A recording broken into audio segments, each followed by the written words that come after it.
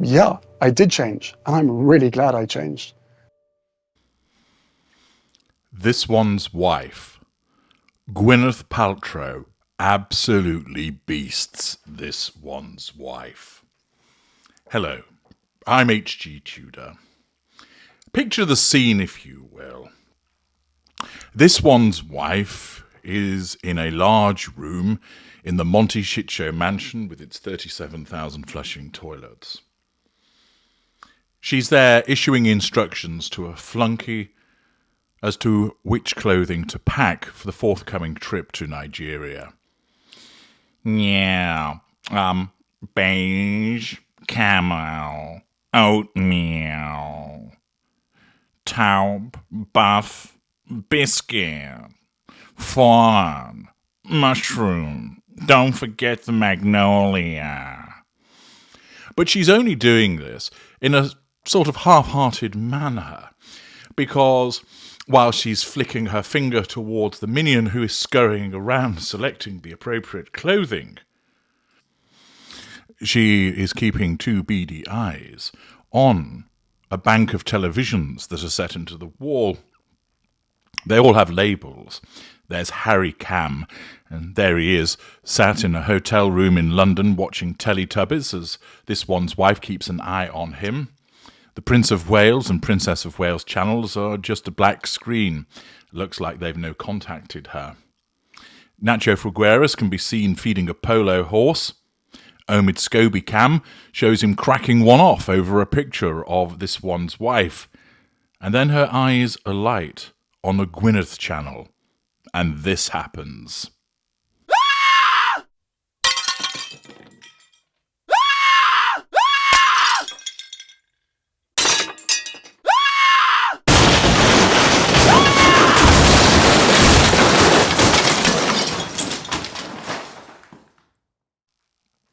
An almighty scream and the smashing of glassware and crockery. But what has prompted this sudden ignition of fury for the Duchess of Delusion? What possibly could have caused her to react this way? What is it that she saw on the Gwyneth channel? Well, she's been absolutely beasted. She's been out-narked by another narcissist who has stolen a march on her. This one's wife isn't particularly intelligent. And despite what people think, she's not calculating. Yes, she has an idea of, I want to be globally known. Yes, I want to be wealthy. She has those sort of aims. But she doesn't have the Machiavellianism that's associated with superior narcissists. She doesn't even have the instinctive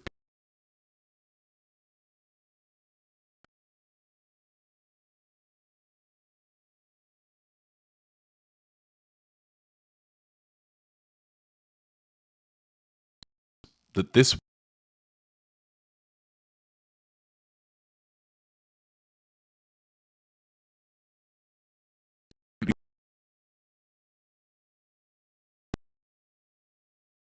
she by muscle in on the lifestyle brand market. Gwyneth already has her very successful Goop lifestyle brand, which, although it has some rather crackpot items, is worth many millions of dollars, and she makes a very comfortable living from it.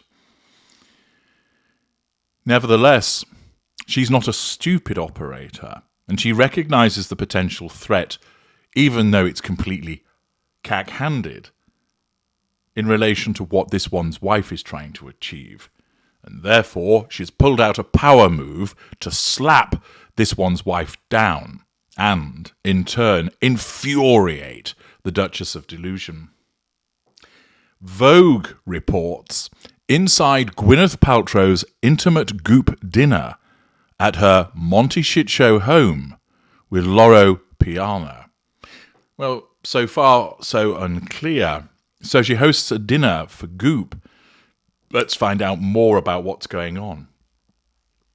I promise everyone will be in bed by 9, joked Gwyneth Paltrow to an intimate group of around 40 guests at her Montecito home in California. The Goop founder in collaboration with Loro Piana, hosted a note-perfect evening outdoors, surrounded by lemon trees and California coastline fauna on Friday evening. We are thrilled to partner with Loro Piana for the first time, Paltrow noted, adding that similar to her own lifestyle brand, Loro Piana finds beauty in creating quality, timeless pieces that are thoughtfully designed. In case you're not familiar with Loro Piana, it's an Italian company specializing in clothing and textile products, and it is apparently the world's largest cashmere manufacturer.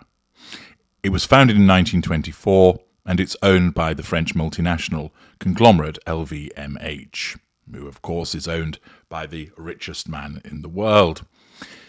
Loro Piana has three divisions. The textile division produces high-quality textiles from cashmere, wool, linen, and merino wool. The fashion luxury goods division produces menswear, women's wear, shoes, and accessories. And the interior division produces interior products. Accordingly, there is a degree of overlap with what Gwyneth Paltrow does, but she's looking at creating a partnership, and rather than, for instance, partner with this one's wife, which, of course, somebody of the prestige and reach of Gwyneth Paltrow is something that this one's wife would give her eye teeth for. But Gwyneth Paltrow isn't going to bother with such a cack-handed pretender organisation. She wants something established, something that's already a leader. And thus, she partners up with Loro Piana and announces this to the world. But it gets better. Having already demonstrated, if you will, a snub to this one's wife, your brand doesn't interest me, and look at how my brand is going to shit all over your brand because I'm partnering with Loro Piana, she continues to lay on the beasting. Vogue continues to report guests in attendance included friends and family of Paltrow's, such as husband Brad Falchuk and children Apple and Moses Martin. Arrivals began at the top of the driveway, which allowed for a picturesque photo moment, followed by a stroll down a tree-lined path that unfolded into the main lawn where cocktail hour was enjoyed. But who are some of the guests? Prepare for more screams from Montecito. Oprah Winfrey, Gayle King, Nicole Avant, and Ted Sarandos, Rob and Cheryl Lowe, Whitney Wolfe Herd, Bridget Romanek, Anina Nico Bing, and others mixed and mingled, adorned in Loro Piana attire as a live local Santa Barbara band played acoustic music. What fresh hell is this for this one's wife? Oprah is there with Gwyneth. Oprah doesn't bother with this one's wife anymore. But there she is cozying up from an invitation from Gwyneth, popping round for this intimate evening.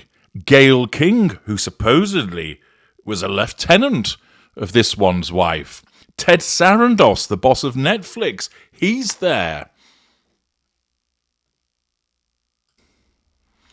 Whitney Wolfe Herd. If memory serves, she's the CEO and founder of Bumble. And wasn't it the case that this one's wife was trying to catch a lift with her, or did catch a lift with her in a private jet to go to a concert?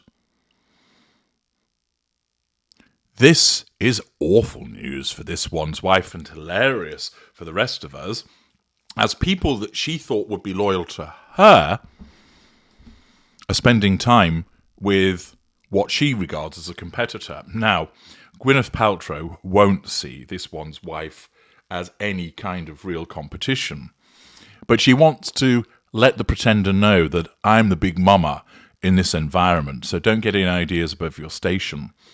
And it's clearly been done to give this one's wife a beasting, to smack her down, to let her know that she's not going to succeed, that Gwyneth is the big beast in this regard.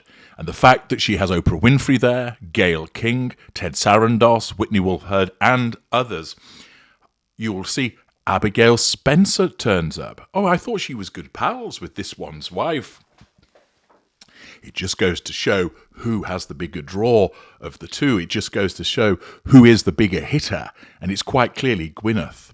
And all of this is being done not only to ensure that Gwyneth's brand continues in its eminence, but it's done as a clear cocking a snook at this one's wife to say to her, look who I can invite.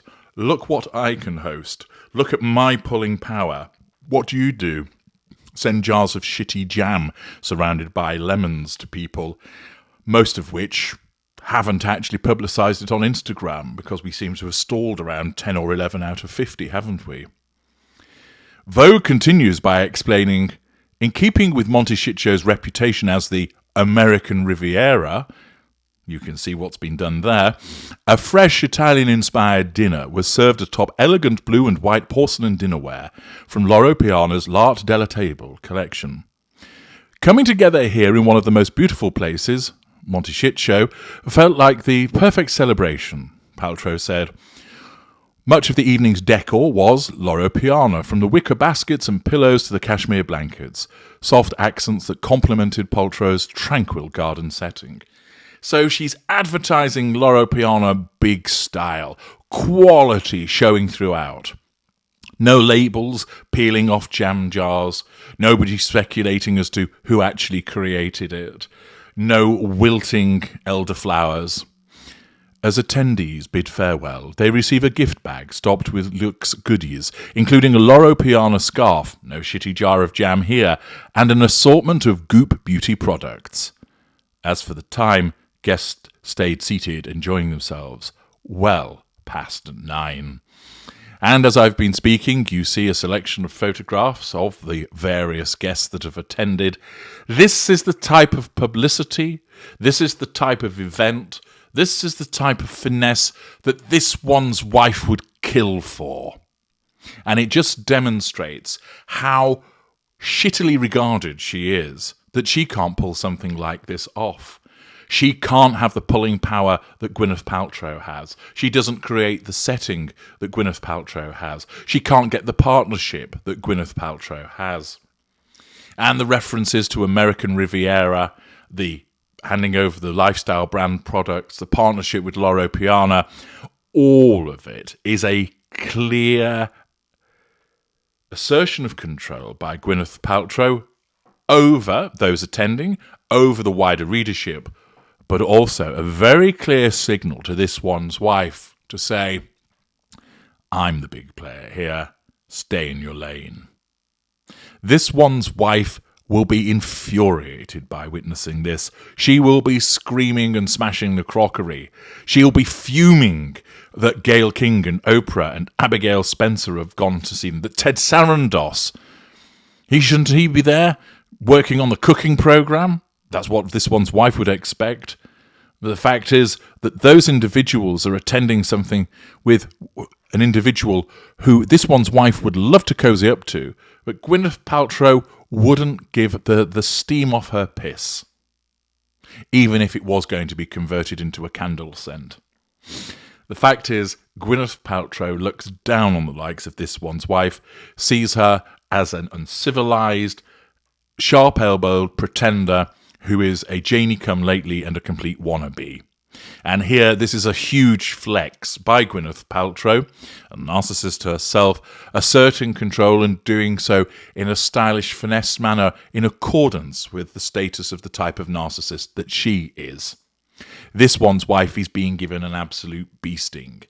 The setting, the quality, the guests, all of those are things that this one's wife would love to have and does not have.